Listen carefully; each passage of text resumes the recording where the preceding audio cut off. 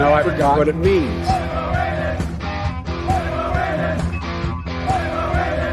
But that sounds great. My mind's going blank now. What's the song about? Everybody, you know, what? I can't remember. Anyway. LGB, FJB, LGB, FJB, LGB, FJB, LGB. Also, FJP, all kidding aside, LGB plus FJP. And it goes like this. LGB. Come on, man. I'm so happy to say that. FJB. Let's go. My very close friend, Vladimir Putin. I thank you. LGB. Let's go, Brandon. You can feel like everybody loves Brandon. FJB. Let's go, Brandon. It might sound something like a song that means a lot to me.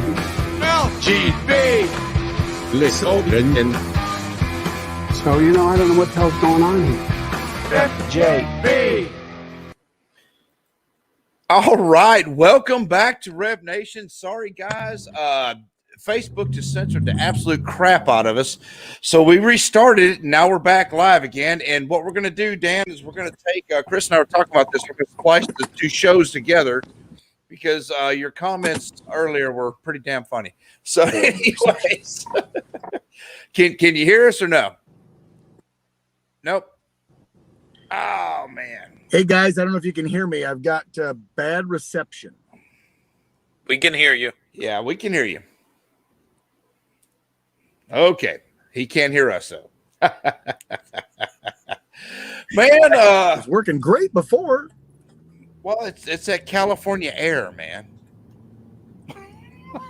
Anyways, the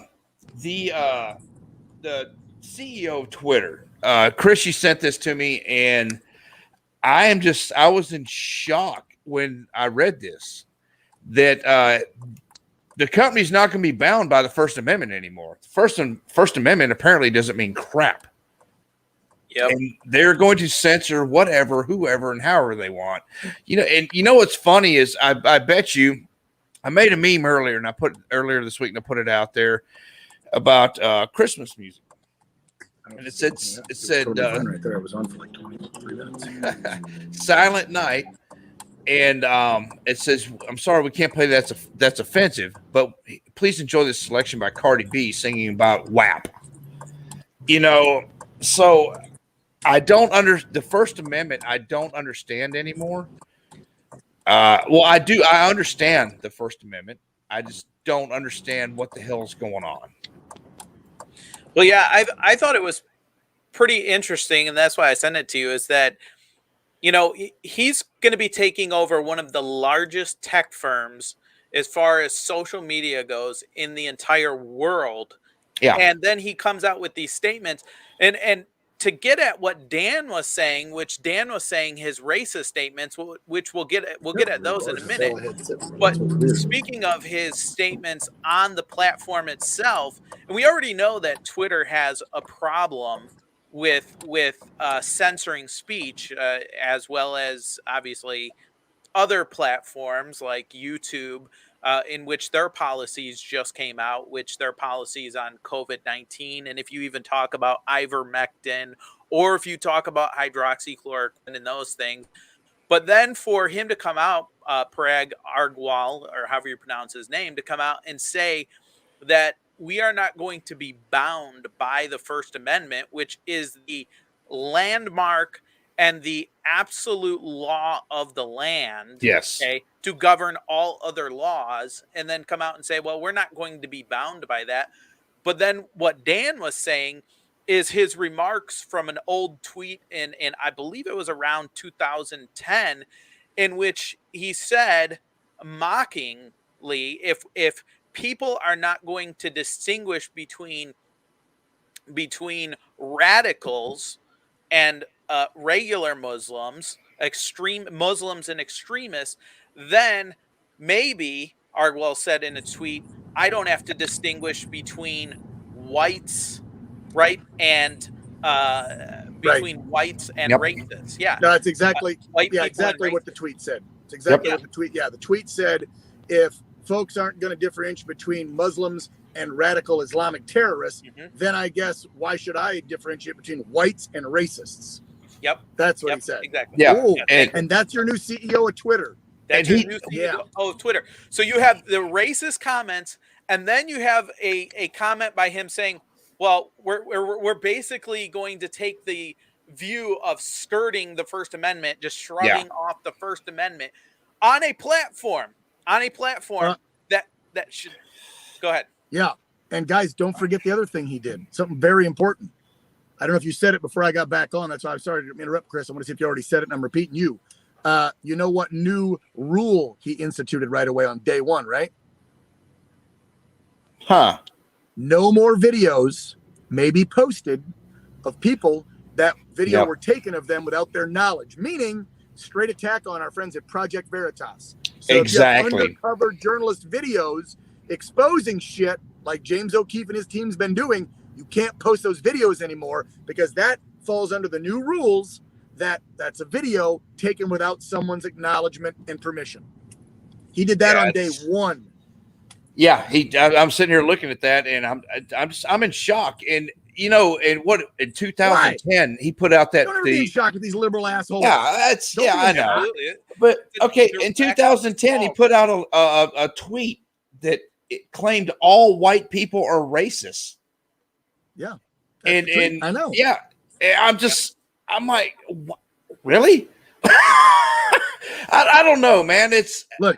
I say you only get canceled, brother. You only get canceled by the left and the woke mob if you're a right person, a conservative, a Republican, a Trump supporter, whatever, and they only attack and eat their own when they go after certain people within their own. Meaning, if you're a liberal, but 10 years ago you got a tweet about LGBTQ that's wrong, they'll crush you.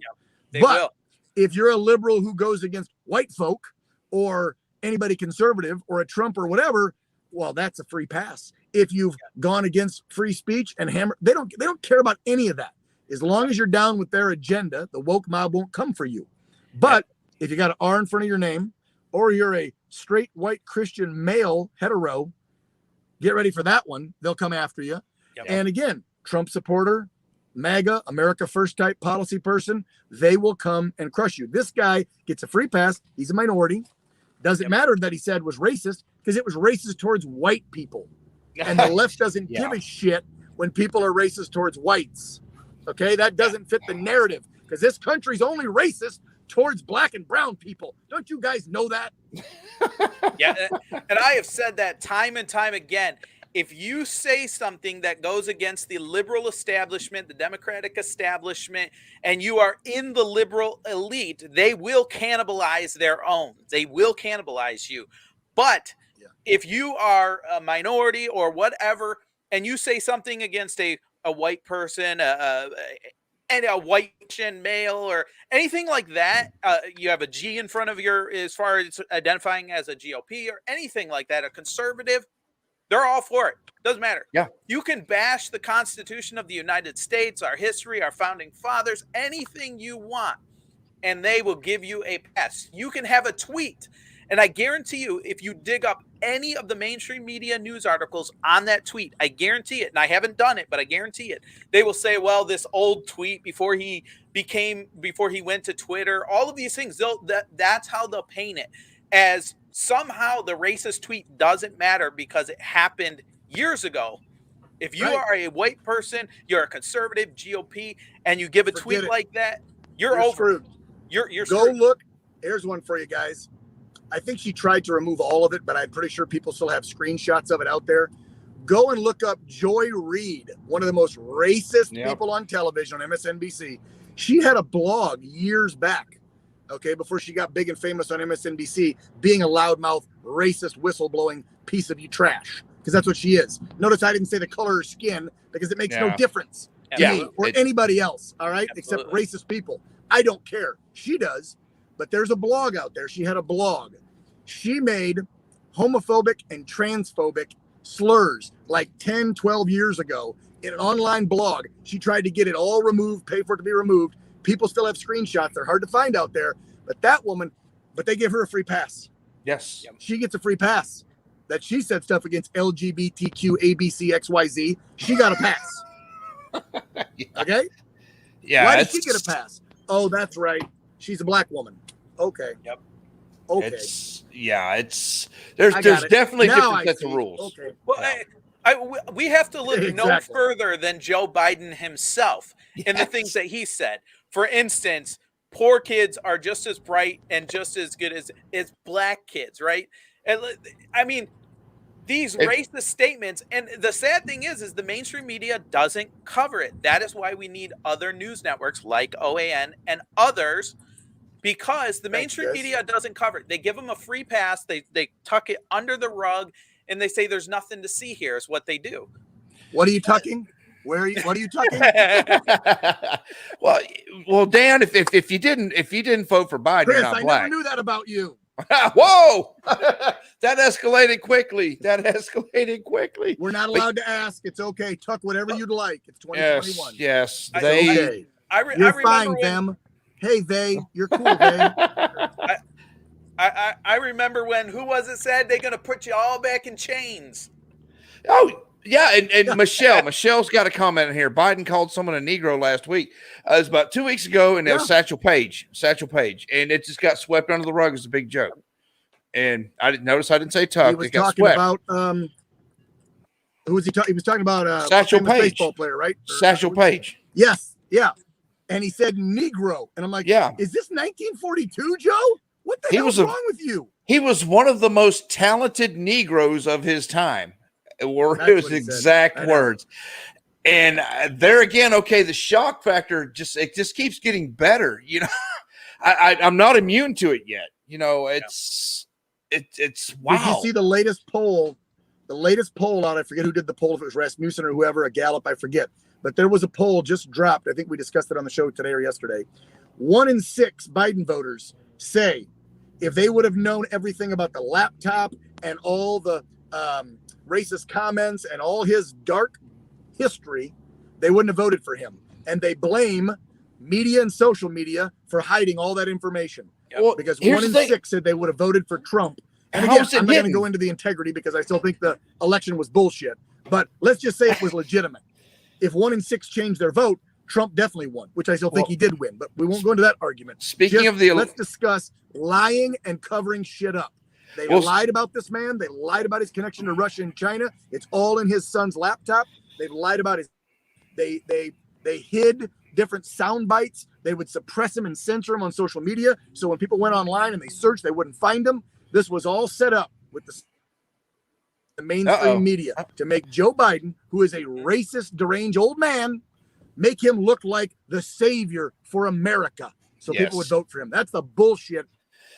Well, you know what's funny though? I mean, it wasn't really hidden. You know, Chris and I, we do digging, and you can find it. It's there. It was there then. Yeah, but a lot of people. The unfortunate thing is, a lot of people are not going to do that digging. That's just a reality. They're not going to do that digging. They're not going to dig up those nuggets. But and it should be the job of the media, of the news companies, the mainstream media. It should be their job to dig and put aside partisan politics, whether it's GOP, whether it's Democrats, conservative, it doesn't matter, and get at the facts. This is the facts, and let the people decide. And that's not what the mainstream journalism's media does. dead, guys. Journalism's dead. Remember, I'm a talk show host. I'm not a news journalist anymore. I'm a talk show host. So I have an opinion, if you couldn't tell. So, but when I was a journalist for 20 some years doing local news, I never let my opinion, my conservative values seep their way into a story. I went out. What are we covering? We're covering the school board. We're covering this company that's corrupt. We're covering this incident. We're covering this officer-involved shooting. Here's the facts. Let me interview as many people as I can on both sides, edit it together. I even went as far, if I was doing a 2-3 minute news report, I tried to make sure with my editor that if I gave a 30-second soundbite to this side, that one's only 20. And they might, let's make sure we give equal time. Like I was always that persistent to make sure it was equal. That way nobody could ever bust my balls, pardon the pun, and say, Dan, you're biased. See, I could tell you were a conservative. Matter of fact, when I came out and ran for Congress out in Cali in 2018, I had tons of viewers and fans and supporters go, I never knew you were a Republican. I'm like, what? And they're like, yeah, I watched you for like 10 years on TV. I never could tell. I was like, you know what? Then I did my damn job. Yep. But nobody does that anymore. They're all activists. Yes. Every single one is an activist, you know. But the sad thing is you as a talk show host, okay, you have an opinion because you're a talk show host. What the mainstream media does is they pawn off their activism as straight journalism. That is what they do. So people are thinking, so people watching CNN or whatever, you know, the Communist News Network, they're thinking they're getting pure journalism. What they're actually getting is a branch of the Democratic Party and liberalism. That is what they're getting. Being spoon-fed. They're being spoon-fed. Yep. I say this almost weekly, if not bi-weekly or bi-monthly, probably weekly. I'm always like, if I could run a military tribunal and charge people with treason in this country and throw them in prison, it might be Joe Biden. It might be Chuck Schumer and Nancy Pelosi, maybe some Republicans too, but forget all them. The first thing I would do is I would take every CEO of every one of these networks and put them through the military tribunal and charge them with treason, because the mainstream media, to me, is the biggest poison to this nation. Now, tack on social media along with it. Yes. So that, to me, it has helped to divide this nation. Yes, Democrats have provided the talking points, but the media didn't have to jump on like good little lapdogs and do it, and they did. So they want to blame everything on Donald Trump and deplorables. No, I'm sorry. This all began with you assholes in the mainstream media and social media. So if you censor this, Zuckerberg, here's 2 for you. It's all started with you guys censoring stuff.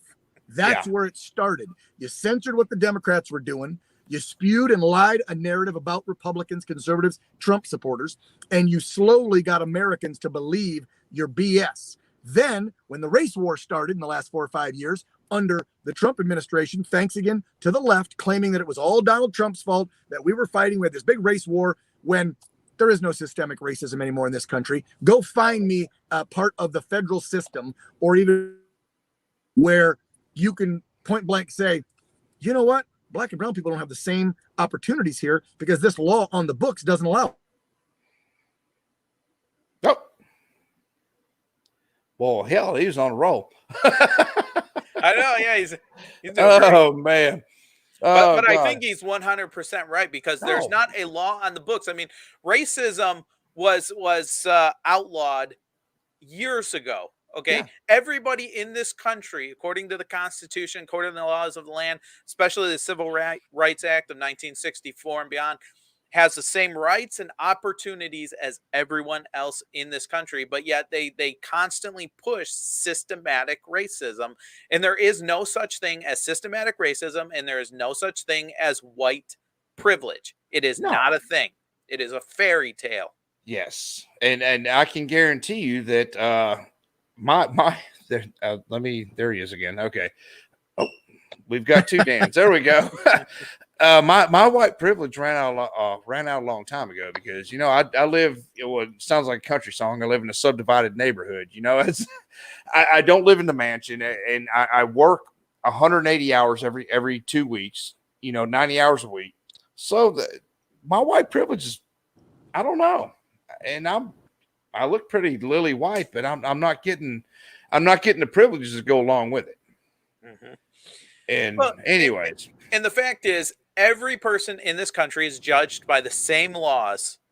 There is no extra privilege for anyone else. Whenever they say systematic racism, all they're doing is they're putting it off. They're putting it around the corner, because it's something you can't actually grasp. It's something you can't actually see or actually do something about. It's that thing around the corner where it's like, well, you know, it's over here, it's over there, it's under every rock. It's systematic racism.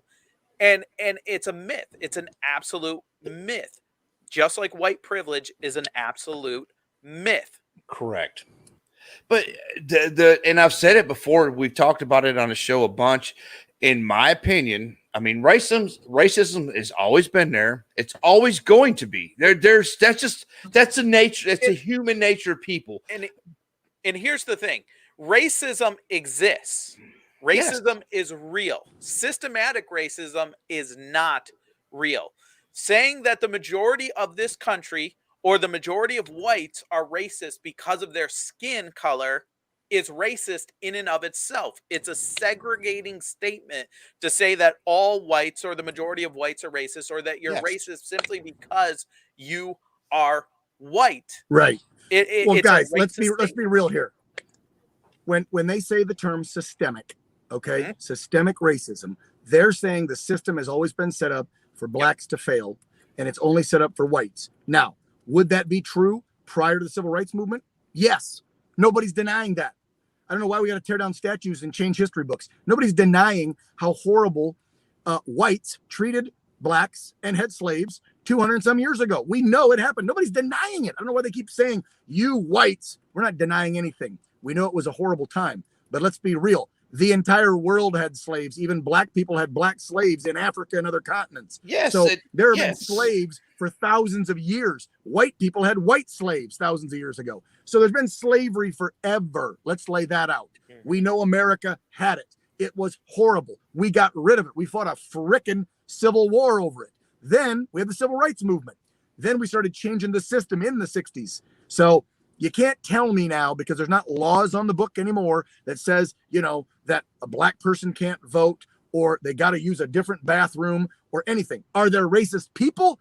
Of course there's racist people in this country. There's racist people on every continent on this planet. There's also racist people of different colors. It doesn't just go one way. I'm tired of hearing this bullshit that only white people can be racist towards minorities. No, I'll tell you what, you want to go downtown LA? I've been there doing news stories. I can take you to Compton and I'll show you some black folks who hate the Mexicans across town in East LA. You go to East LA and listen to the words they say about the black folks over in Compton. So don't tell me racism doesn't go each and every freaking way. It does. Absolutely. But as far as the system being set up to be systematic or a systemic racist problem, that is bullshit. Well, just individuals are racist. You're never going to make that stop. It doesn't help that you have the resident in chief making comments like he did about the Rittenhouse verdict. And then you go to the Aubrey verdict. Well, the system's great when Aubrey got convicted, but it's crap when Rittenhouse was let go. So, anyways, go ahead. Dude, there was stuff online that said Kyle shot 3 black people. People believe that. There were kids protesting on college campuses making speeches. They thought Kyle shot black people.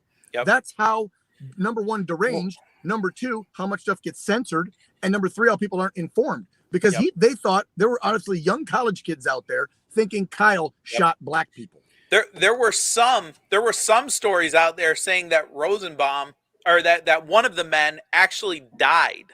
That he actually died. Wow. The one that lived. Yeah, the one that lived. Yeah, the one that lived, and I can't remember his name. Maybe you can help me with it. Greisenhout. There you go. Or however you pronounce it. Yes, he's the one that got his bicep blown off. Yeah, because he admitted on the stand. He should have been a witness for the defense, not the prosecution. Oh, because that was hilarious. When the prosecution choked that whole case. But when the defense was like, so in your first interaction face to face, who said what first? What did you do? And he admitted, I pointed my gun at him and I said, F you. Sorry, self-defense. Kyle shot you and you lost half your arm. Tough shit. He got his head bashed in with a skateboard. He got his head bashed in with a combat boot. That's what I'm saying. And a gun pointed at him. And then they tried to take his gun. I'm in the same situation. I'm going to defend myself. Because the moment that he doesn't, the moment his gun is out of his hand, he's dead. He's dead. Yeah. You know, it's there's a reason that crap doesn't go on here in Texas. I can guarantee you that. I'm just going to go ahead and leave that right there. Right? You got open carry number one. Yes. In Texas. So if somebody feels like coming up and getting squirrely and somebody's got a frickin' 44 mag hanging off their hip, like I would do with mine, because I have one, but I don't carry it. It's too damn big. But if I lived in Texas, I would have that frickin' big hunk of iron right there every day and be like, I can promise you that every room in my house may or may not have one. And there is not a place that I go that I am not. I don't open carry. I don't believe in it. That's just my personal beliefs, because I feel like if you open carry, you're asking for trouble. I conceal carry. I've got my concealed carry license, and I've literally got a hand cannon. I promise you. I think the important thing is that if you're a law-abiding citizen and you want to protect yourself, you need to carry in some way, shape, or form, whether it's open or conceal. You need to carry. Right. I follow the law. Yeah, Absolutely. California doesn't allow open carry. I live in Southern California. I went through the proper channels. I have a CCW. I'm trained on all my weapons. God forbid I never want to pull it. You never want to, but you are allowed, and you should be allowed. Every American should be, that's of sane mind and follows the law, should be allowed under the Second Amendment to carry a gun in self-defense. And yes, let's not forget, with the way shit's going in Germany and Australia and Austria right now, someday, you never know, but if you've got a tyrannical government trying to overrule you, that's the main reason those old guys in wigs came up with the Second Amendment, is so that we could not be taken over by our government and controlled. That's the reason the Second Amendment came to be. And let's be real. There's some countries out there right now where I'll bet you some of those folks didn't wish they gave up them guns, because you saw what they're doing in, right? Austria now has a national mandate for vaccine. They're separating them in Austria and Germany. They got fences up, and they're putting them in like a concentration camp. Did y'all? Oh my God! Did y'all see that stuff? Oh, if they go to the store or something shopping, here's the vaccinated line, here's the unvaccinated, and they got partitions and fences up. Now and it's coming to Australia. It's here. It's here now, brother. Because I just had open enrollment for insurance, right? So Yvette and I were sitting there looking at it, and we've got like the Brady Bunch going on here, and we're looking at insurance. There's a vaccinated rate and an unvaccinated rate. I am now paying more because I'm unvaccinated than I would be if I claimed to be a smoker. Wow. Yeah. I'm not talking a little bit. Our insurance went up over $175 a paycheck. And it's coming out every 2 weeks. Every 2 weeks. Roger that. Wow. Because and here's what's funny is my exemption is literally from the government. It is from the government. I got it when I was in the Army because I took a vaccine and it had I thought I was going to die. So I'm doing quick math, 350 times 12 to the 37 for the almost $4,000, 37. Yeah, almost $4,000 a year. You're now going to have to pay. And here's my question too is, and I got to run, guys, because my kiddo's getting anxious, and I promise we're going to get a Christmas tree. Here's my thing too. When is this shit ever going to end? Christmas? Are they going to, how long are we going to have to wear masks on planes? How long are you going to say, show me a vaccine card? How long do you plan on keeping all this around? Because it's been almost, for us in Cali, this March, in 3 months, it'll be 2 years since they locked us down. 2 years. And we still have lockdowns in certain areas. Now, San Diego, where OAN's based, I got to say, thank goodness, we have, how do I call them? Moderate-minded politicians that are Republicans and a couple Democrats. We do not have lockdowns right now. We don't have vaccine passports right now. But all I got to do is drive 2 hours to Los Angeles County. And it is easier for illegals to come across the border with COVID and get into this country and get a free hotel room, a free airfare, a free cell phone, and some money in their pocket than it is for you and me to make a reservation and go to lunch at Spago, because I got to show a vax card, which I don't have because I have natural immunities and I'm not taking the experimental jab. And you know what is America in Biden's 2021, and it's bullshit. Real quick before you go, Dan, and I just want to throw this in here: the Omicron variant. Okay. We cover our White House correspondent Cowboy Lipschitz covered that last week. It came from Cybertron. It was found in a wet lab on Cybertron, and the Decepticons are now apparently behind it. But anyways, but I did the research and I looked at the South African doctor. I cannot remember his name, but he's the one that actually discovered this. He came out and said it is not even as bad as the flu. Don't forget, it's a cold. Not only did he say it's not as bad as the common cold or flu, don't forget, he also said that none of the vaccines, because they were created last year, will be effective whatsoever on this variant, because it is mutated now 4 or 5 times so far down the strain that vaccine that they're now saying you better get the booster to stop the Omicron is, again, bullshit. None of them were going to work. Anything to stop you from getting Omicron. So take Omicron and do alphabet soup and mix it up, and it spells moronic, and we call it moronic on my show every day. It's the moronic variant. It's incredible. It is Don't believe incredible. the hype. Don't be scared. Oh, Go have no. Christmas with your family. Take the masks off. Lead your life. It's 99 point whatever freaking survivability rate. The vaccines aren't working.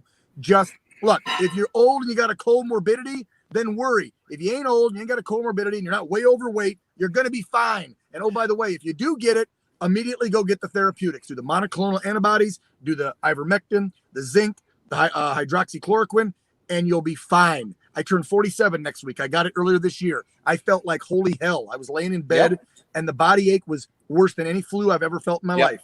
But the minute I got those therapeutics in me, within 24 to 36, I bounced back. And I'll end you with that. And we can say hi to the kid over there. Hi, Avery. Say hi to everybody. She's like, no, don't put me on, Dad. I hate you. We got to go buy a Christmas tree. You guys take care. All right. Take care, man. Yep.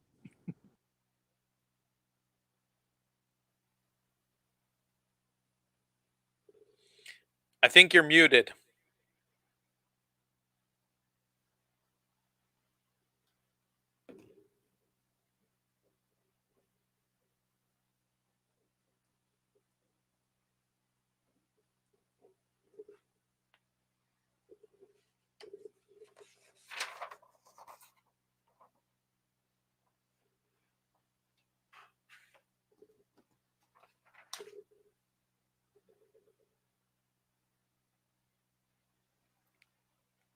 I can't hear a thing you're saying.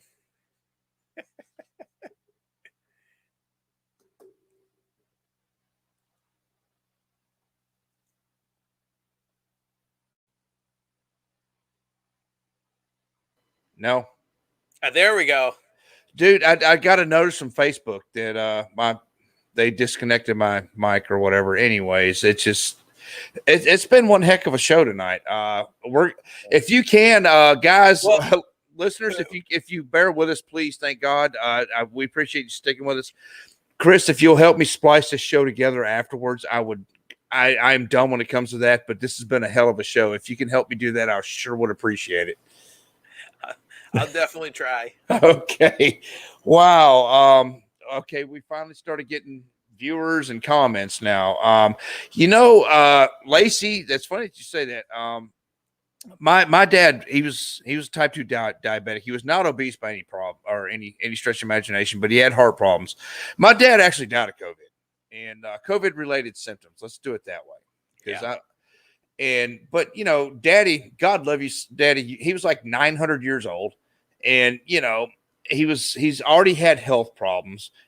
That didn't help, and he's DNR. So they tried to list it as COVID, and then it finally got downgraded, I guess, to COVID related symptoms. Because, anyways, I don't even want to get into all that, but yeah. My wife, all of last year, she switched to a different unit, but all of last year she worked in a COVID unit. The entire year. And she said about 98% of all the people that went in there were either that were on the ventilators or doing really bad. All of them had comorbidities. They were either obesely overweight, diabetes, COPD, asthma. She said she saw a lot of AIDS patients, stage 4 cancer, a lot of things like that. And she said, she's talking maybe a handful of people out of all the people that were young, healthy, that they just didn't understand why they were in there. But the 98% of the people had comorbidities that would put them over the edge.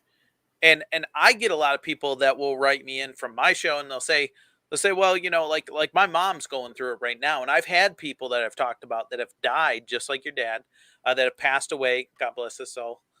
That have passed away from COVID. And for me, I tell people all the time, it has nothing to do as far as, I knew somebody and they passed away from COVID. It has to do with them trying to take away our rights and us standing up for our rights, them using something like that to move in mandates and move in things that will take away, that will chip away at our freedoms. That's what it has to do with. And what they do is what the liberals do, what the Democrats do is they play on the emotion of people, because it is an emotional time. If, you know, my mom's going through it right now, and she is struggling because my mom has COPD. My mom has asthma, excuse me. And she is struggling even with the ivermectin and the other therapeutics. But you can't let it play on your heartstrings as far as the emotions when it comes to public policy, because you are correct. These are your rights that will, if they get taken away, they will not be given back. They will be gone for good. And we have a lot that are already gone, and we're never going to get back.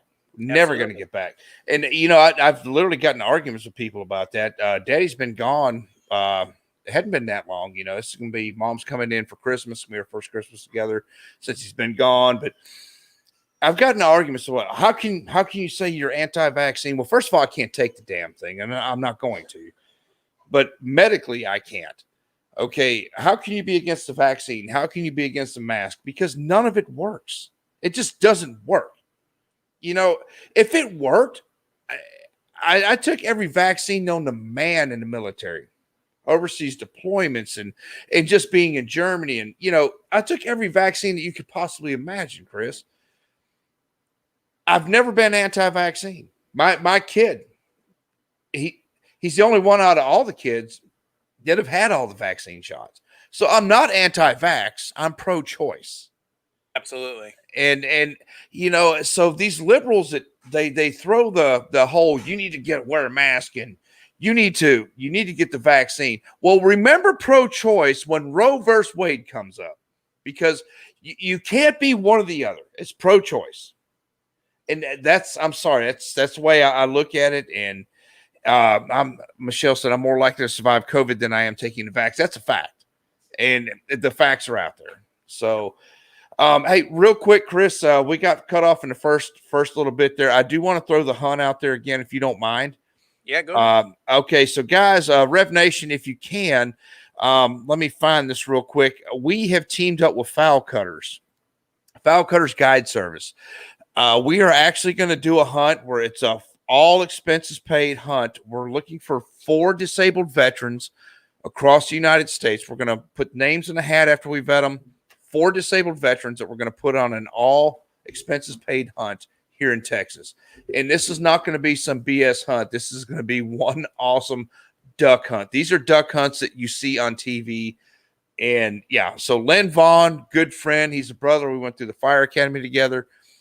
Good guy, solid guy. He and Rev Nation are we're all teaming together, and we're going to make this happen. So just keep that in mind. Next November 17th, we need names. We need a bunch of names, and we need time to vet them. So please get the names in as soon as you can. We're going to take 4 disabled veterans on a duck hunt, and the blinds will be wheelchair accessible. We will either that or we're going to make it happen. We're going to make it work somehow. So I'm very excited about that. So, you know, please, guys, get the names in there.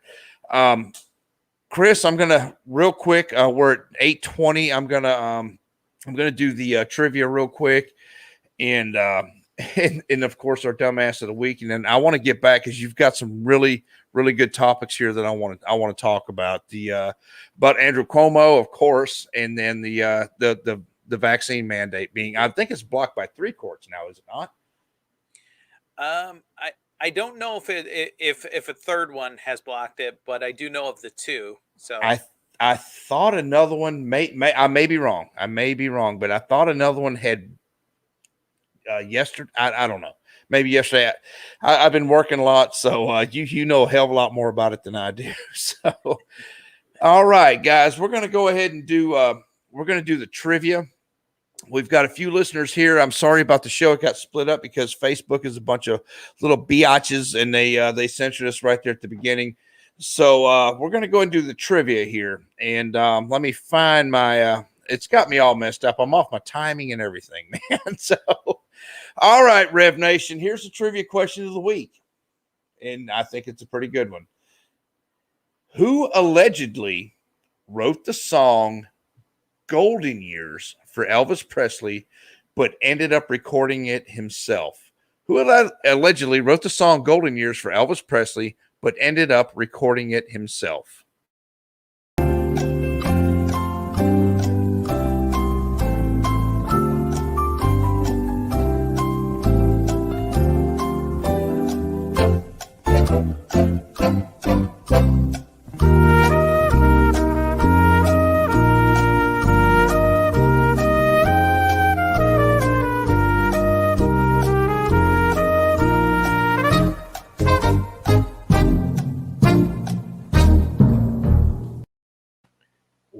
damn, we have been stumping him lately, dude. It the man who wrote the shim that wrote the song "Golden Years" for Elvis Presley was David Bowie. Did not know that. It was David Bowie. He wrote the song with the to give it to Elvis Presley, and Elvis Michelle's like, I got nothing. Elvis reportedly at first refused the song, then he died 2 years later. And Bowie, he debuted the song on Soul Train of all places. I never knew he was on Soul Train either. So anyways, that's more useless information that we could probably do without. But oh man, I just like giving away stuff, man. That's all. Let's see here. I'm looking for our, oh my goodness, what I did with this picture, our dumbass here. Nope, it's up here. Sorry. Like I said, this whole thing with Facebook having to restart's got me all jammed up here. All right. Our dumbass of the week. He is Matthew Robinson. He walked into a Dick's Sporting Goods store in Altoona, Pennsylvania, Chris, and proceeded to walk out with $2,000 worth of clothes and shoes that he did not pay for. Okay, so he stole it. He was on his way to a clean getaway. Then he decided, I'm taking back, get my money back. He walked right back in after that and tried to return it. Some employees started screaming, "That's the guy that stole everything." They chased him out of the store. Obviously, he left his all this stuff there that he stole, and I don't know. I guess Mr. Matthew Robinson was not aware that Dick's Sporting Goods has cameras, and those pesky old cameras, those pesky security cameras. They got his surveillance footage of him actually stealing, bringing it back for a refund, his license plate, and they placed him under arrest. Stay classy, Pennsylvania. Stay classy. This dude's rap sheet was insane, Chris. It was nuts. I mean, that was probably the best thing he's done. Yeah, I was gonna say with that decision making right there, it sounds like he's made some stellar decisions in his life. I can see a track record there. Buck. Hey, it's funny that you came on, Buck. Buck Allen, he was on our show last week. And I'm glad you came here. I wish you could have saw Dan here, but we're gonna get all that worked out. Chris is gonna work some movie magic for us, and between the two of us, we should be able to put the whole show together here. Facebook has censored us yet again. All right, real quick, man. I played the song earlier, and obviously that was when they decided to shut us down. But Buck Allen, he was on the show last week, and he told a story, and it's an amazing one. And Buck blessed me and honored me this week, and I don't even know how to say thank you. I'm going to try and live up to his song here. He has a song called "Freedom's Not Free," and I don't know why or whatever, but I'm very honored he decided to place a picture of moi. This in the picture is actually in the Kuwaiti oil fields, and it's on his new single. And we're gonna play a little Buck Allen, and we're gonna play some Shannon Book. Of course, Shannon will be back after the first of the year. He's out promoting his new album and his new band, Deliberately Broken. You can catch Buck Allen and Shannon Book on any music platform there is. Please, please, please buy and share their music all day long.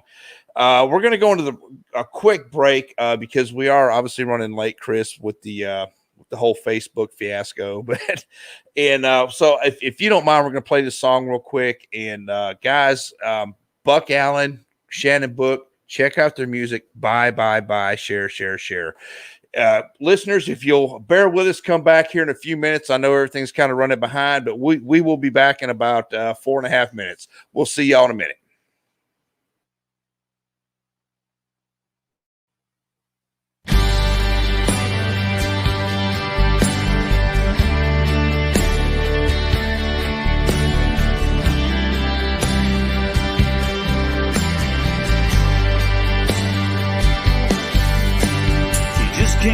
back from the desert, it was still there in his mind. He told himself it would just take a little time. It didn't feel right walking into Walmart, and it wasn't right at home. He couldn't help but feel like he didn't belong. A little old age everywhere that he went, tears they fell and time was spent trying to find the man that he once knew. He said, I've always been a good man to God and country true. I did my part and I paid the price for the red, white, and blue. I love my country, I love my flag, I do it all again. Freedom's not free.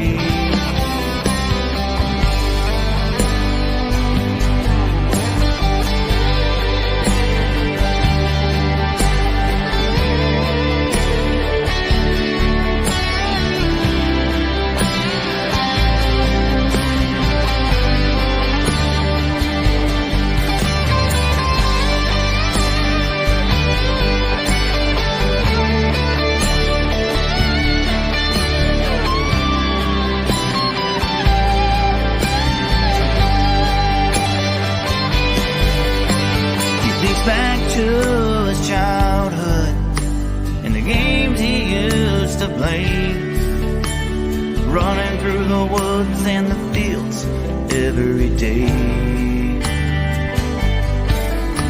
He thinks about his brothers and his sisters that never made it home, and he wants to ensure that their memories are never gone. Stronger than the winds of a hurricane, a veteran and their pride. That's one thing they should never have to hide. He said, I've always been a good man to God and country true. I did my part and I paid the price for the red, white, and blue. I love my country, I love my flag, I do it all again. Freedom's not free.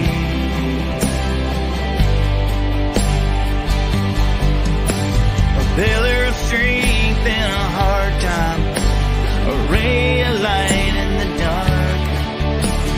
Thank you to every veteran from the bottom of my heart. Said, I've always been a good man to God and country true. I did my part and I paid the price for the red, white, and blue. I love my country, I love my flag, I do it all again. Freedom's not free.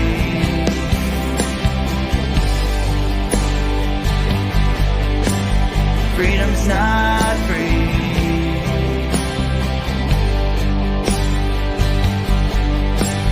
Freedom's not free.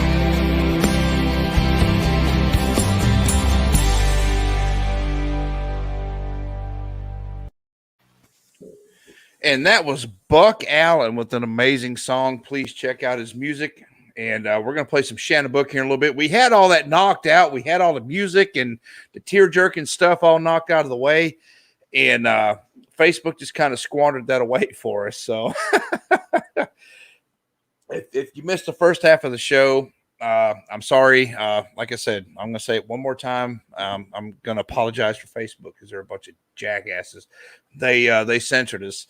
But we're going to work some of that movie magic. And we're gonna splice this thing together, and we'll get it out there, and we'll get the word out there. Real quick, one thing I want to say, Chris, about the file cutters, the hunt we're gonna do. Yeah. we're going to start an online fundraiser. I'm hoping by Monday. Yvette and I are actually going to go take a weekend to ourselves because I see her in the hallway about 5 minutes a day every day. We're gonna take a day or two. I think she's got a trip planned to a winery, so that's where we're heading tomorrow. And Nice. yeah, we're gonna have a weekend without cell phones and just it's gonna be nice. But I'm hoping to have everything hammered out by Monday as far as the fundraiser. I'm not sure what online fundraiser we're going to use, but the money that is raised will obviously go towards the hunt to fly these veterans in for the hunt, and any money left over from that after the veterans are paid for is going to be donated directly to David and Stephanie at Val 22. So we're hoping to raise upwards of $10,000-$15,000. That's awesome. So hopefully we can do that, and I really hope Rev Nation kicks in. This is a really good thing. Disabled veterans, they just don't get a chance to hunt. They just don't. And this is the hunt of a lifetime. So I'm very, very proud that Lynn Vaughn, thank you very much, with Fowl Cutters Guide Service and Rev Nation's very, very proud to be a part of this. So anyways, all of that being said, Chris, apparently this week there was some sort of probe into sexual harassment claims against Andrew Cuomo. Who knew? Who knew? Hey, wait a minute. I'm just Italian.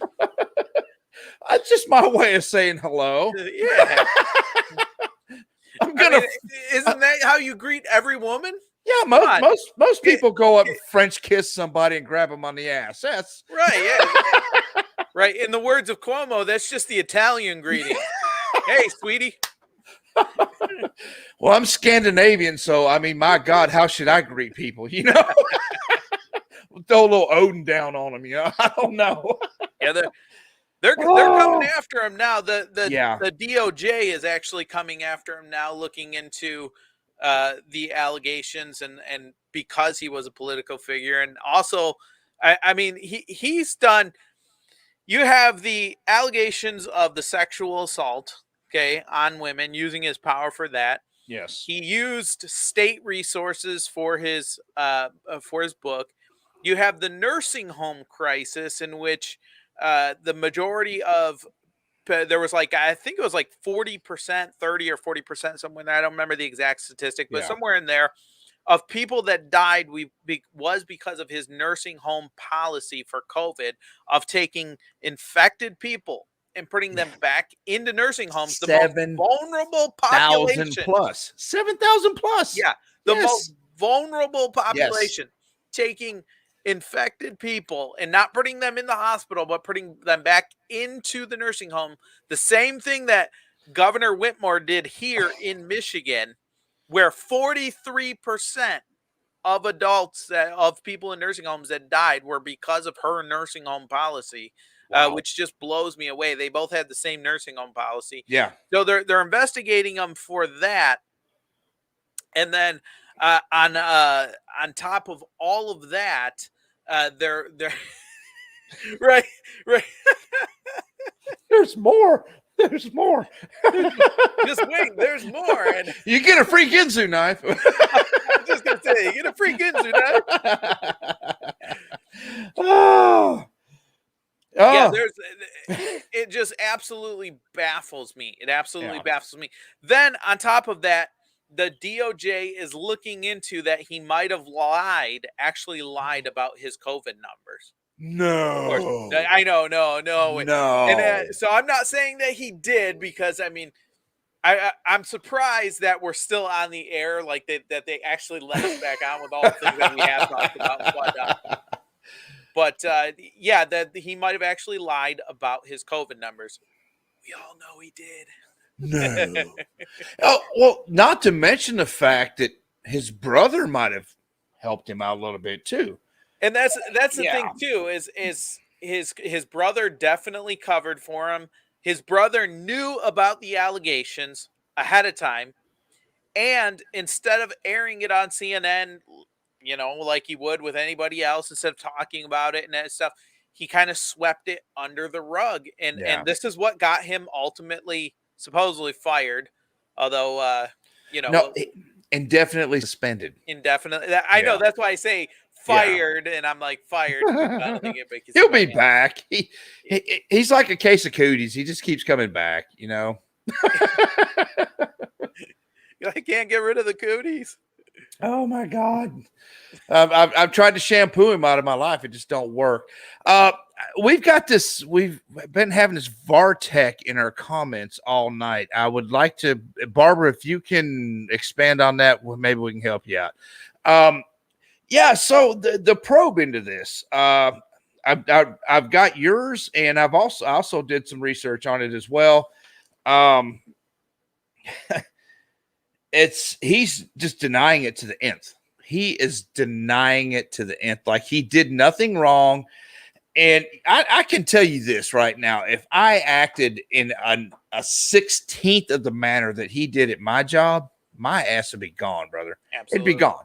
Absolutely. And it's just, obviously it's an ongoing investigation. Justice Department declined to comment.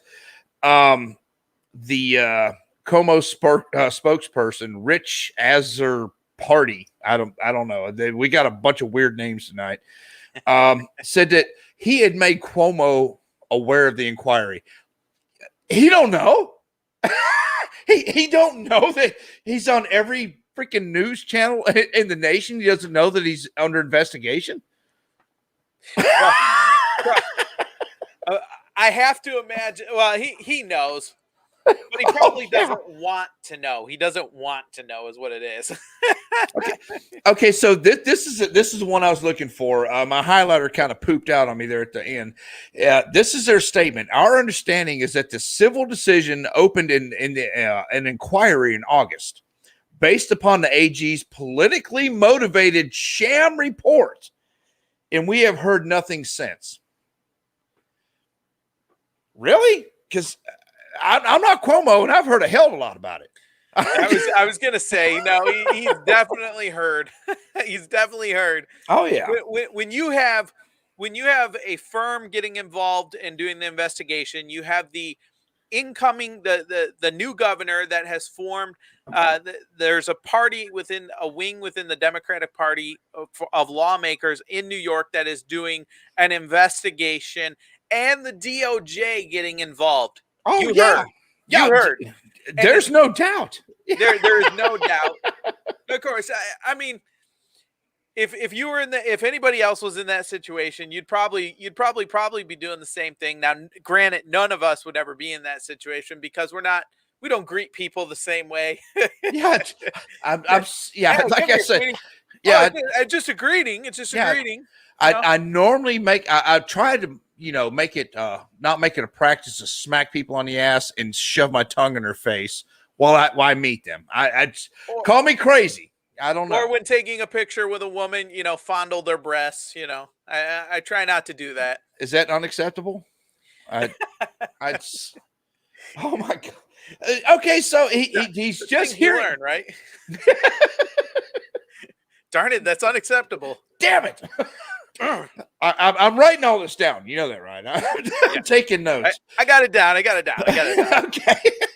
Okay. So he's been under investigation since 2020, but he's just now hearing about this.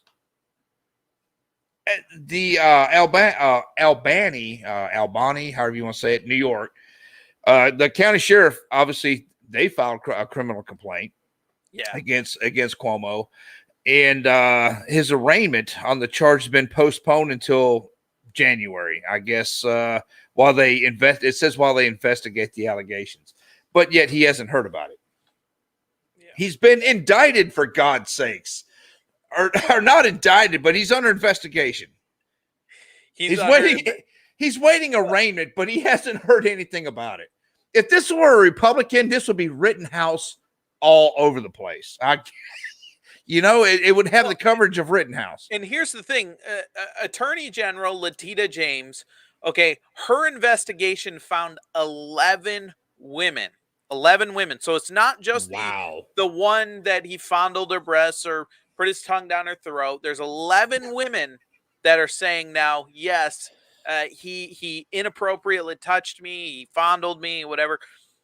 And he was doing this all while in the power of his office. Yeah. Yeah, it's just there again. We were talking about it earlier with Dan with the whole Clinton thing. There's no bounds to these people. They're above they think they're above the law. They think they're above the law. But is it going to get swept under the rug? I'm very curious about this Maxwell trial. That's why I brought it up earlier. And I knew he I cannot remember her name again. I'm having Chris Sinclair, the ground correspondent out there at the Oh, I'm sorry, I can't remember the name. Yeah, Miss Sinclair. We'll go with that. Yeah. She's a good reporter, and it's a damn shame I can't remember her name. But anyways, that's why I want to talk to him about it, because you're not seeing the coverage anywhere. And I put the list out on Facebook of all the people that have been to the Epstein Island. Yeah. It was immediately removed. Immediately. And a friend of mine from Israel, actually, Robert Goldman, the rabbi, he's a friend of ours. We call him the rabbi because he's just a solid dude. And he served time in the Army and he retired IDF. And he keeps me abreast of things here in the United States. It's funny. He comes here about once a year, but yeah, he sent me the list, and I'm like, dude, can I share this? He's like, yeah, go ahead. So I did a little research, made sure it was factual, and nothing against you, Robert, but I'm going to do that. And I put it up there, and like, honest to God, Chris, 5 minutes later, boom, taken down. Wow. Yeah. Wow. I'll send it to you. It's amazing. The list, and if you look at the people that are all of a sudden moving out of the country, the Tom Hanks, the CEOs of major corporations. Tom Hanks is now in Greece? He's got dual citizenship because there's no extradition in Greece. And the places these CEOs and the movie stars and like that are moving, there's no extradition. Right. So it's I hope the hammer falls, brother. I do. I do too, but if it's and obviously it is, but if it's as big and far-reaching with, with high delegates and presidents of other countries, kings, royalties, all of these things, there's going to be a fall guy, okay, but it's not going to be any of them, okay. It's going to stay within the realm, and I don't say that to be because I want it that way, but I'm saying. It's going to stay in the realm of Jeffrey Epstein. I forget how to pronounce her. Maxwell. Ghislaine. I think Ghislaine, Maxwell. And that sphere, they'll take the fall for it, most likely. Now, I hope that it's expansive, far-reaching, and I hope a bunch of these politicians and royalties and all of these things, I hope they go down, and I hope the hammer falls, and it falls heavy. But I just, they're going to cover their butts is what they're going to do. Okay. Well, who can scapegoat that much? That's what I want to know. Who do you think it'll be? I mean, dude, we're talking about world leaders. I know. And that's why I say this is going to be a massive, it doesn't matter what happens in that court. It's going to be a massive cover up. And there's a reason we're not hearing this on TV every day. Jeffrey Epstein killed himself in a jail cell. Yeah. What he had is he had dirt on every single one of those guys. Oh, I guarantee you. And the moment I have to imagine he probably was like, all right, I'll talk. Next thing you know, he's hanging in a cell. It's just, it makes you wonder if maybe the people that this stuff's happening to right now, the Cuomos, I did not see their name on the list, but this went on for years. I mean, from like the early 80s, late 80s, early 90s, if not longer. Yeah. And, I'm not trying to throw anybody under the bus. I'm not trying to make accusations. I'm just saying it's funny how all of a sudden things are happening and are getting these people out of the spotlight. Yeah. And Cuomo, exactly. Yeah, and Cuomo, my God, that dude should be under the jail for the nursing home thing that that we're talking about earlier. Over 7,000 deaths. Yeah. the amount of sexual harassment, and we don't know how far this reaches. We just don't know. And with his sexual allegations, that's I guess we'll go with that, sexual allegations against him, and it could be farther reaching than we think. It's just, it's incredible. It's incredible. Chris, I want to get into this too, because we just don't talk about it enough. The COVID vaccine. You wrote a really good article, and guys, if you don't follow Chris, you need to go check him out at the Daily Brief. It's Daily Brief TDB.com. Yep, I'm sorry. TDB.com. And not only your videos good, but your articles are good as well. And I'm very proud that you're on here with me. But I'm sitting here looking at yours, the Biden vaccine mandate blocked by 2 courts. And I didn't have time to look at it. I thought it was 3 now. I may be wrong. I thought a third one had stepped in. Okay. Well, I'm not sure about the third one, but you may be right. But I do know about the 2. Yeah. Because those were just handed down. And the crazy thing is that the 2 that were handed down, which was from a U.S. district judge in Louisiana, which was Judge Terry Daugherty, okay, in Monroe, Louisiana, which blocked the Centers for Medicare and Medicaid, okay, from enforcing the vaccine mandate on healthcare workers, so that in this one specifically, what it does is it's kind of like an injunction. Okay, what it does is it prevents them from a hospital doesn't have to, or healthcare workers don't have to have it. Now, here's the thing: a lot of people will see this and they'll say, "Well, the judge gave a ruling, so therefore I don't have to have it." But a hospital or a healthcare place can, of their own free will and their own volition, make a mandate that, hey, we want you to get the vaccine in order to have employment with us.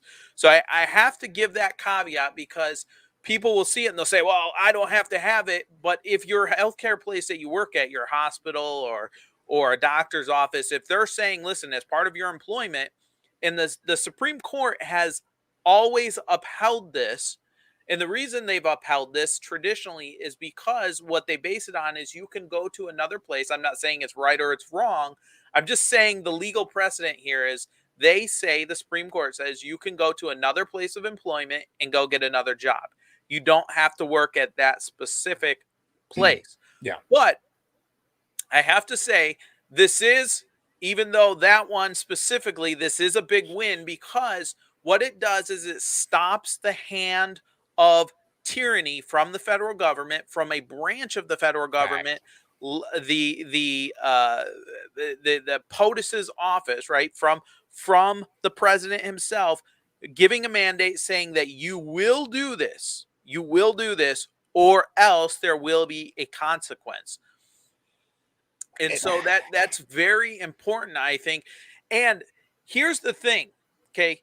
Here's the thing. In his ruling, now, I didn't quite get to all of this in the ruling here, but I want to get to this, because this is in the ruling. Judge Daugherty said, and I'm quoting here, if boosters are needed 6 months after being fully vaccinated, then how good are the COVID-19 vaccines, and why is it necessary to mandate them? And he was getting at the illogical and the irrational contradictions in the mandate itself. Then he goes on to say, actually, let me get to the other ruling here, because that's actually the other ruling. And the other ruling had to do with federal contractors. Now, what President Biden was doing, this was a judge out of Kentucky, and Judge Van Tatenhove in Frankfort, Kentucky, and he blocked President Biden's mandate that all federal contractors will be regulated in having to get, or their employees having to get, in order to get federal contracts, will have to get the vaccine. So it's another use of the government's tyrannical hand saying, listen, you're going to get this vaccine. It doesn't matter if you have a religious, a moral, or any other obligation, what's the word I'm looking here for? You're asking me. Objection. Objection. There you go. Objection. I'm sitting here trying to think too. If you have a moral or religious objection, they don't care, right? If you want to do business with the federal government, this judge actually blocked that. And in his opinion, his opinion, which was quoting Dr. Peter A. McCullough's declaration, the COVID-19 vaccine does not prevent the transit. And I'm quoting here. I'm not saying it does or it doesn't. I'm quoting this doctor because this was used in the opinion of the judge itself. Okay, the COVID-19 vaccine does not prevent transmission of the disease among vaccinated or mixed vaccinated, unvaccinated populations.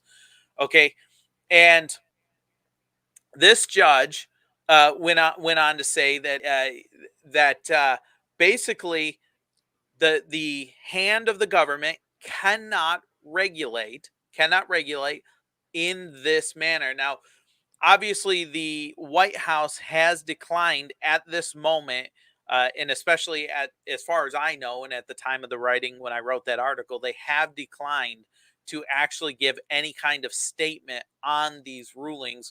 And there's about 13 more. There's about That's 13 what I was going to more. say. There's a lot more coming down the pipe. Yeah. There is about 13 more cases. And I'm sure there's going to be way more cases that are going to be popping up as things happen, both at the federal and at the state level. So we'll see what happens with it.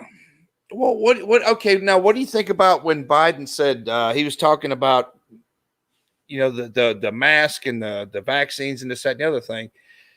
He pretty much, I'm going to paraphrase here. I can't remember the direct quote. He doesn't care what the governors say. See, now, and the reason I bring that up is because Texas has yet to go into the courthouse with this whole thing. But Texas has also stopped it. They're like, at a state level, like, no, I don't think so. So the question that I have is, I'm trying to phrase this right here. So can the president supersede the governor? I don't. I'm pretty sure he can't. According to the Constitution, he cannot. No, he can't. And here's the thing: and this is the thing that has gotten, and I think why you're going to see more of these cases. And I'll be shocked if you don't. I will genuinely be shocked if you don't.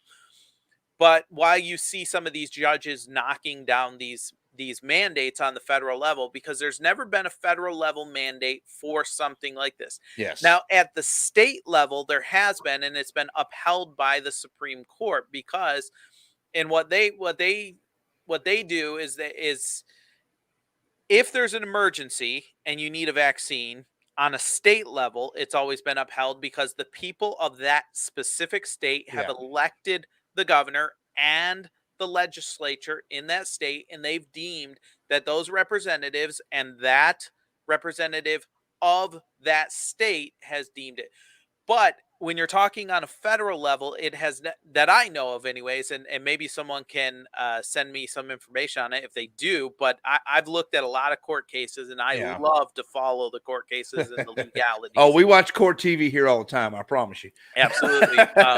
But it's never been done at the federal level. Yeah. Now, in order for, and as far as a president coming in and actually overriding a governor, no, I don't see any precedent, and I don't see any legality for that at all. That's why the Constitution has it. So anything not within the federal government is mandated to the states. Yes. It is not the president's purview or his place or her place to run the state. It is in the governor and the state legislature's power. That is the way the Constitution has set it up. You're exactly right. And that's you're much more eloquent at saying that than I am.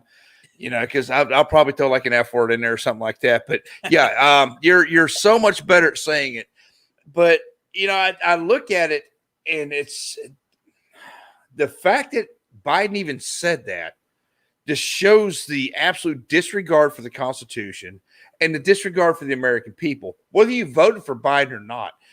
If you voted for him, shame on you. But you know what? He's tearing apart your constitutional rights too. Yeah. And I'm sitting here. I pulled up. I think it was Reuters that I was looking at, and they said that there's this is what I was talking about. I thought there's a third one, but there's not. It's coming to this U.S. Circuit Court of Appeals in New Orleans.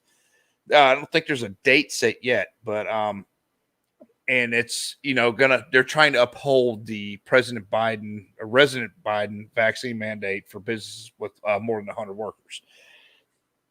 Well, and that's why Biden, before he came into office, he said, him and Kamala both said, and people can go back, they can find the videos. I mean, do a little bit of research. I know what you're fixing to say. It's a fact. Yeah, but they said they could not do a vaccine mandate. That is what they said. Those are their words. They couldn't. They also said that they would not do it. They said they would not do it. They could not do it. It would not be constitutional. We can't do it. Okay, then they end up doing it, but they know that at a federal level, they can't do it. So what did they do? They used OSHA. And people have asked me, why did they use OSHA? Why are they trying to go through OSHA? They're going through OSHA because you're talking about employees of companies. Who regulates employees of companies or companies to give them fines and things for, obviously, for different things like that? That is OSHA. Well, then you have the judge, these two judges blocking these, which doesn't affect those companies specifically, but they know it's coming down the pike. OSHA actually came out and said, we will not actually do this. I was fixing to say that. Yep. OSHA has come out and said, we will not do this. They're halting any regulation on it. You have on November 20th, the Biden administration still coming out saying, Jen Psaki through a press conference saying they're still going to push. They're still pushing the mandates. They're still pushing companies to do it. And you have a lot of companies that are kind of going, wait a minute, what do I do? Do I not do it? Not do it? Because you're talking about I think it's like $14,000 or something like that. Yes, it's $14,000. You're exactly right. $14,000 fine per incident. So each employee that does not get the vaccine, you're talking $14,000 fine. And you have the Biden administration that is skirting the federal court system saying, you know what, we're not going to listen to them. OSHA coming out saying we're not going to enforce it, but yet this administration is still pushing it, even though you have the courts and OSHA saying hold off. I think what he did now is he made it like an official request. Is that not how it worked out? Yeah. We're requesting that you follow our mandates. And I'm going to say it again. I say it every week, Chris. Mandate is not law. People need to understand that. A mandate is not a law. And it's funny because I've said it 1,000 times before. I'm not going to get the vaccine. I have my exemption from the government, and they're still not willing to. The government's not wanting to take my exemption from the government. So that's how insane this whole thing is. And there's got to be more than just me out there, Right. And absolutely. I'm fed up. I'm sick of it. I am so sick of it. It's just, we have fallen into a socialist environment. And, we joke about it and everything like that, but you know what? If people are looking at it like, oh, we can go back out to a restaurant. We don't have to wear a mask in between bites and blah, blah, blah, blah, blah. We're getting our freedom back. No, you're not. Your freedom has been taken away. And we will never, ever have the freedoms that we had before unless we stand up to take our freedoms back. Absolutely. And I don't know how else to say it. And, I'm not saying let's call for revolution. I'm not saying that at all. I'm just saying people need to understand they need to be more active, be the change that they want, because if they're fed up with the way things are going, they have to get out and they have to, like Michelle Tanner. We had her on here couple three weeks ago. Did you know that they overturned the health workers thing in there in Utah? She literally left her job and didn't have to. Now, Yep. You know, thank God, God love her. She's got her own business. But all those healthcare workers that thought that just the emotional freaking warfare that they went through. Yep.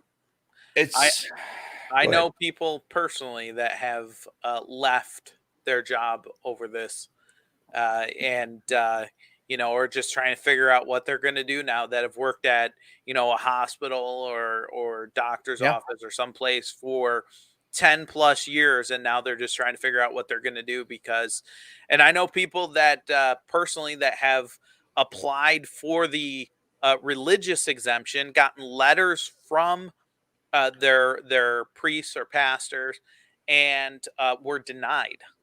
That's my wife was one of them, and she did the religious exemption. I'm sorry, and also I think the medical as well. She's denied on all fronts. Had to find another job. Yep. And we are Messianic Jew. I've made no bones about it. That's what we are. And Jewish faith. This is just against everything that we believe in. Yep. And so yeah, it's Chris. I don't know. The world's just kind of upside down. We're in a bizarre world right now, you know. And we were talking about that at work the other day. I'm a pipeliner. I've said that 100 times. And one of the pipelines that are getting ready to cancel is going to be the one, unfortunately, that I run. And then we saw Keystone. 64,000 of my brothers and sisters in the oil field lost their jobs that day with a stroke of a pen. And so we're talking about it at work. We're like, okay, so they're pushing for this green deal. It's green. Well, I don't know if people understand that these turbines and solar and it all runs off oil and gas, every bit of it.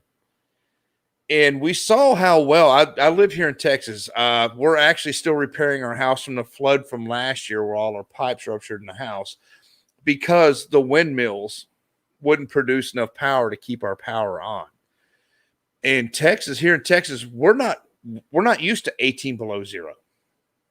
You know, and so our pipes ruptured because there was no power, but we had no power because they were trying to go green. So anyways, I know I'm rambling on. It's just, this whole Biden thing is just really, it's grating me like a block of cheese, brother. It really is. There's just no end in sight, and their hypocrisy knows no bounds. They'll get on Air Force One and jet around and go spend Thanksgiving in their billionaire's friend's house and take Air Force One, but yet they want us to plug in a car. The only time I plugged in a truck, brother, is a block heater, and that was in Montana when I worked the pipeline. So, anyways, and it's sad with how prices are, prices are rising, gas prices are rising. Obviously, inflation is out of control. Yeah, worst it's been since the 70s. And Biden comes out and says that he's proud of this economy, but he also says that people that are grumbling and complaining about it need to, and I quote, get perspective. Yeah. So, yeah. He's pretty much thrown everybody in the oil and gas industry under the bus. He is. Yep. And Michelle Tanner had it, and it's been all over the internet. But I looked at her because she's out protesting and doing, she became a politician. She's trying to make the change. She's being the change that she wants. Oh, well, I'm sorry. The be the change that you want. It's just I'm sorry, I lost my train of thought. I'm so mad right now. I'm so mad about the pipeline. I don't understand how this administration, the amount of what's what's the phrase there? What's good for thee, but not for me. You know what I'm talking about. I think so. This administration, it's hypocrisy knows no bounds. Yeah. And it's incredible. And John Kerry in the position that he's in, you know, and the two worst offenders for climate are Russia, or the three top: Russia, Turkey, and China. They weren't at the summit, but the U.S. is throwing billions of dollars. And what did they say? By 2040, they want everybody to have an electric car. And now what they said, by 2040, let's have an electric car, and we're going to end, coal and blah, blah, blah, blah, blah, blah, blah. It's, but yet we're going to bow down and kiss China's ass. So anyways, what's your thoughts? I'm sorry. I know I rambled on. What's your thoughts on that, brother? Well, on what you were saying, or yes, yeah. As far as the clean, the new Green Deal, and the fact that the major offenders weren't there at the summit, but yet, and they're also. I think there's complete hypocrisy on the part of many of these world leaders that do hop in these big jets, burning all these fossil fuels, and then they go to this conference. They have a bunch of stuff ushered in. They have cars, their limos, all these things, their brigades bringing them around. And then they sit there in these high towers eating caviar and filet mignon. And then they say, well, all the peasants back home, they need to make sure that you guys are only driving on odd days and going in the carpool lane and all of these different things. And then we need to tax them more.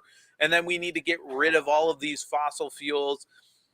I think there are a bunch of hypocrites and a bunch of idiots, if you ask me. Yeah. I think that we do, as far as the United States, we do a fantastic job on clean energy, on fossil fuels, on being able to burn them cleanly and efficiently.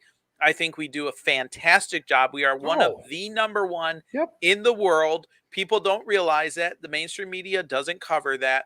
They don't talk about how China is one of the biggest polluters out there. They don't even bring that up. And so people need to get educated on the issues at hand, I think, is what needs to happen. And that's the problem, Chris, is too many people look at social media. That's their news source. That's their news source. Yep. You and I, obviously, we're going to dig into this because this is what we do every week. You do it daily. And you do a hell of a job at it. But this is what we do. We dig in, we find the facts. And me being in this industry, you're right. It's the worst offenders. That's what I was saying a minute ago. The worst offenders were not even at the summit. They put the big middle finger up to everybody and said, you know what? We don't need to be here. What are you going to do? Yep. Oh, wow. Wow. And I think a lot of these proposals that they want to do, as far as closing down the pipeline and all these carbon taxes and all these different things that they want to do, they will destroy our economy. They will destroy thousands of good paying jobs that people are working. What we need to do is we need to move away from OPEC. We need to move away from foreign oil. We need to get back to domestic oil, domestic gas, get oil independent like Trump was doing under his. Weren't we there just less than a year ago, or about a year and a half ago? Yeah. Not only were we there, but gas prices were literally down over 50-60% across the board, across the nation. See, I'm that guy with the Biden sticker, and I gave them to everyone in my family because they're all driving from Tyler on up. They all drive. And I said, if you don't put the sticker on the pump, I'm going to take your car away from you. So it's the Biden. I did that. So. I got one of those. I took a picture of it when I was getting gas a while back, and I posted it on Facebook, and it was pretty funny. It's brother, I will send. I've got thousands of them, and I will send you some if you want some. Oh, please do. I will be putting those all around town. I'll probably get in trouble. Get those off my back. Well, I got the Brady bunch here, so they go all over the damn place. So yeah, it's our small way, I guess, at the pump of getting the word out. And I've said it before here too. I literally work in the industry in the mecca of oil and gas, and we're paying an insane amount. We're paying almost $4 a gallon. Now, I mean, obviously it's not California prices. I don't know what it's like in Michigan, but for us, we literally I make it, and I'm paying almost right at $4 a gallon. Yeah, that's incredible. Yeah, we're paying on average about $3.50 to like $3.59, somewhere in there on average across Michigan. Which a year ago it was like, I think about $2, $2.10, somewhere in there. Now we're paying $3.50, $3.60. We were energy independent. We're not now. We are just dependent. Yep. And it's funny that he made this big announcement. I'm releasing all these natural reserves, and if you break it down, and I have to count barrels every day. So if you break it down and you look at the quality of crude that he released sour crude. Now his administration has made it so expensive to process sour crude that all of that oil is going overseas anyways. Yeah. And that's the thing I was going to say, because he's like, a lot of people are like, oh, well, he's releasing some of the oil from the oil reserves. It's going overseas, as far as I know, unless somebody wants to enlighten me, but it's going overseas. It's too expensive to process. It's sour crude. Yeah. Right. And yeah. I don't know. This guy's Biden. Okay. So, Chris, let's say that it's perfect oil. Let's say that all we have to do is refine it. The amount that he released would have never, ever made a dent in the price at the pump. Right. It just wouldn't. We as Americans we use a lot of gas and oil, and we never would have saw it at the pump. It was all smoke and mirrors. Well, what's going to make a difference at the pump is getting energy independent and getting away from OPEC, because right now they're dictating the prices for us. Yeah. And then I don't know this for a fact, and I haven't talked to you about this before we came on the air, but I guarantee a lot of your oil or a lot of your gas is going overseas. A lot of it goes to Canada. Yeah. Okay. Out of the country. I'll just say out of the country. Yeah. So you're producing it right here, but then it's not being given right here in the United States, which actually would be a better supply chain management because it's closer. So there's less cost associated in shipping it from Texas to or moving it in the pipeline or whatever to the United States, but instead it goes out of the country. To me, from an economic standpoint and from a policy standpoint, it doesn't make sense. Now, obviously, I don't know all the intricacies of your particular company or anything, but it doesn't make sense. Yeah. But I guarantee that's probably the gist of it is what's happening. Yes. A lot of it is going out of the country. You have definitely got a handle on it, brother.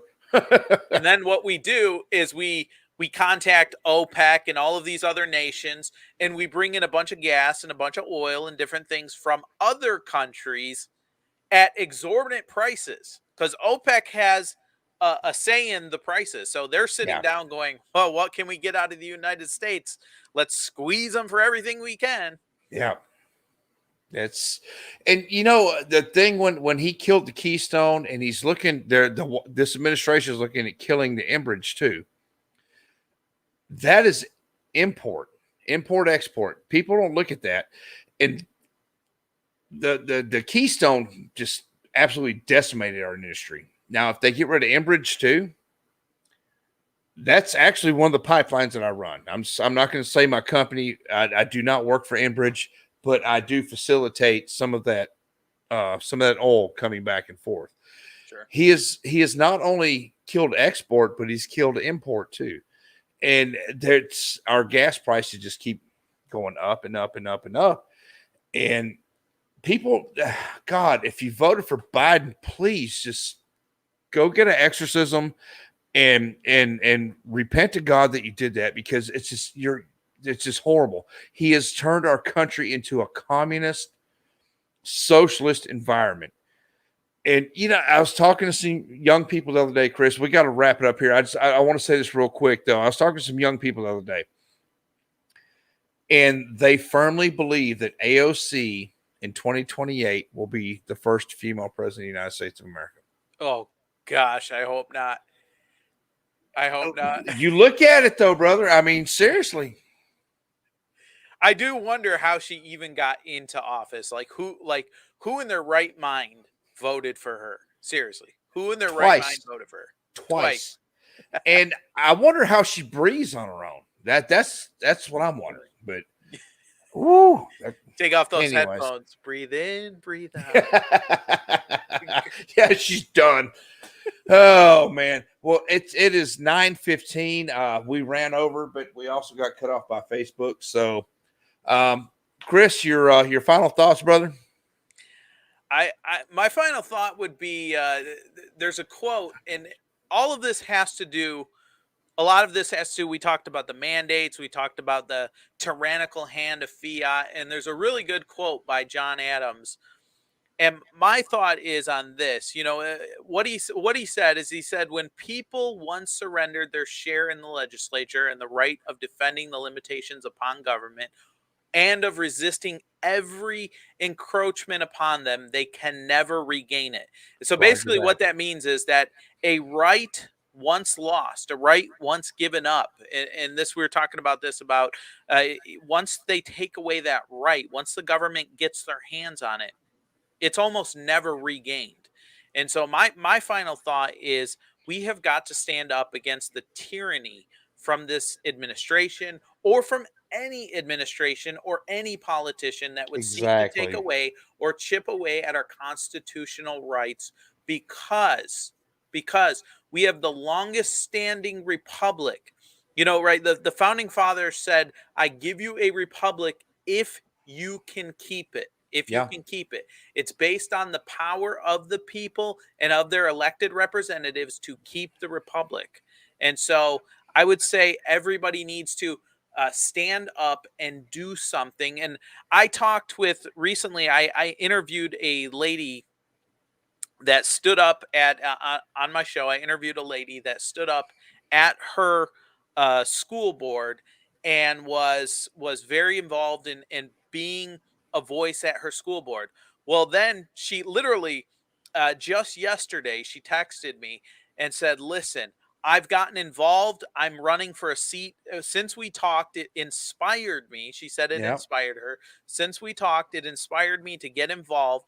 I'm getting involved. I'm running for a seat on my school board. I'm involved in some political action with some of the other candidates, and we're trying to make a difference because our voices weren't heard when we were trying to speak. So now we're going to make our voices heard by getting on the school board and doing something.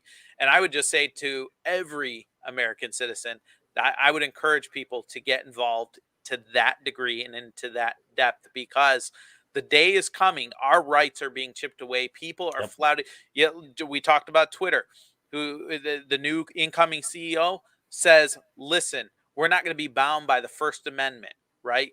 The law of the land, we're not going to be bound by it. Those are not my words. Those are his official words. We're not going to be bound by the First Amendment. So I think everybody needs to get involved in some way, shape, or form, whether it's voting, getting involved, researching and voting, or getting on a school board in a local election to make a difference in your area.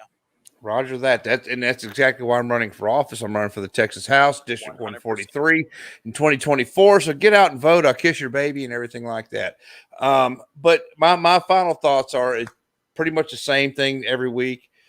Be the change that you want. If you don't like what's going on in the world around you, be the change that you want. Absolutely. Be the change that you seek, because it's not going to change if you sit there and rest on your laurels. It's just not. Absolutely. Rev Nation, sorry about all the interruptions tonight. Facebook, you're a bunch of putzes, and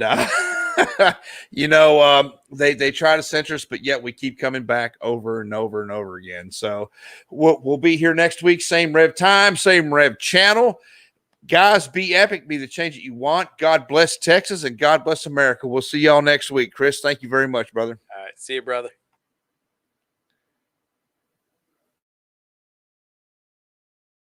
I stand here alone with my head in my hands.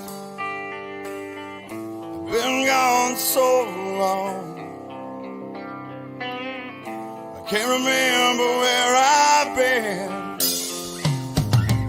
I'm thinking about back at home, my family and friends. My brothers don't know that I'm there till the end. It's one thing that we all know. It's one thing we all know. No man is left behind. You'll see me once, you'll see me twice. I fight alongside my brothers, 'cause no man is left behind.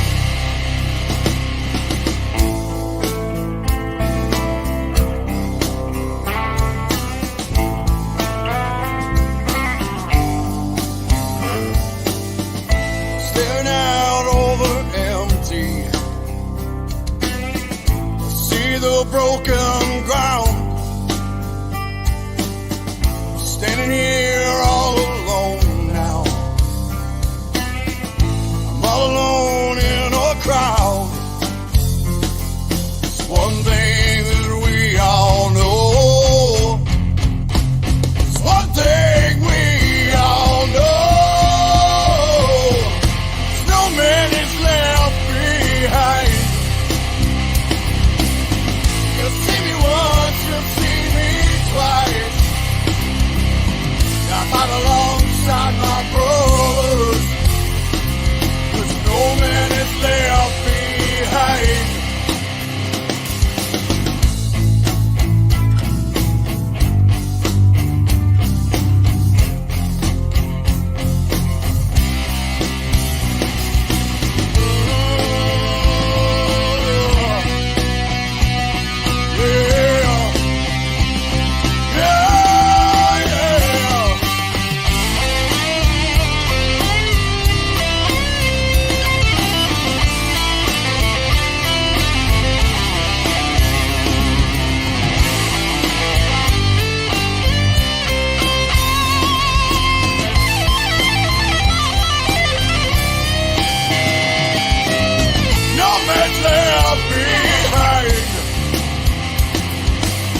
You'll see me once, you'll see me 1,000 times.